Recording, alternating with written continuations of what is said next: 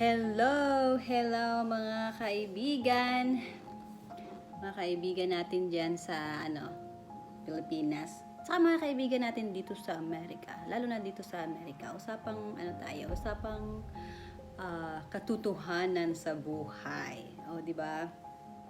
So, may share lang ako sa inyo tungkol sa kung paano ba natin may share ako sa inyo kung paano ba natin paghandaan ang future natin financially.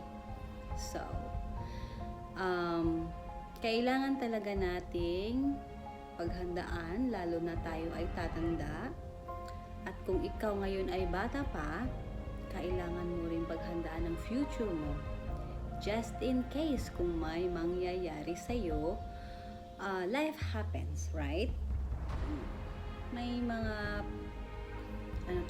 pangyayaring hindi natin maiwasan sa buhay. So, kung ikaw ay naghahanap ng totoong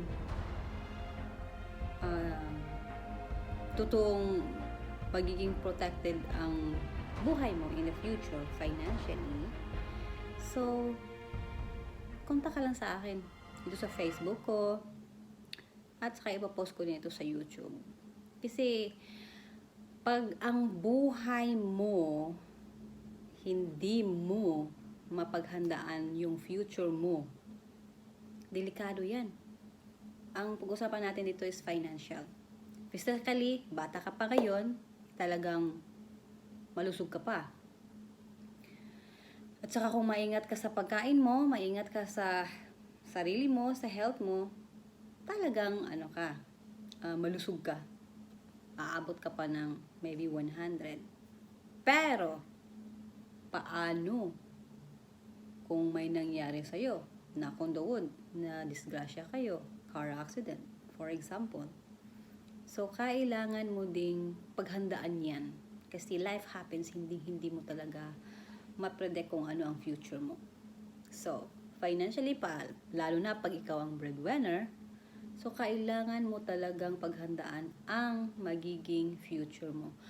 Kung ano ang maiwan mo sa mga mahal mo sa buhay. Pag mawala ka, may makakain pa ba sila? May maibabayad ba sila sa mortgage? May pangbayad ba sila sa mga bills? Lahat ng bills, ang daming bills natin dito sa Amerika at saka pangkalahatan na sa buong mundo, di ba? So, kailangan talaga nating paghandaan, lalo na pag tayo ay tumanda. Pag tumanda na tayo, hindi na tayo pwedeng magtrabaho ng todo. Yung iba dyan, may trabaho 2, 3, pang part-time. Okay, kahit ano nang gagawin just to survive. Okay? So, guys, kung kailangan mo ng tulong, kailangan mo ng advice, contact me. Just contact me and I will help you because I can guide you in a right product. In a right, kung ano ba ang talaga ang dapat mong gawin na hindi masayang yung pera mo. Kasi pag ang pera mo ilagay mo yan sa bangko, nako, ang liit-liit lang talaga ng dyan, tubo. So, okay guys, kung may tanong kayo, drop lang, tawagan nyo ako. Kasi, kailangan talaga natin paghandaan, lalo guaranteed na tayo ay tatanda. Pag tumanda na tayo, nako, yan na, magsimula na ang natin. Yun bang, hindi masyadong magaan ang pakiramdam pag kulang tayo financially, di ba? So, contact me, draft your message, or just DM me, then direct message me. I will help you guys kasi i-share ko din kung ano ang aking natutunan sa buhay ko dito sa Amerika. So, minsan nagtatanong ako bakit ngayon ko lang ito nalalaman, ngayon ko lang naintindihan, very easy to understand if you can find somebody to, come the right person to talk to you about how to protect your family and just in case if some life happens.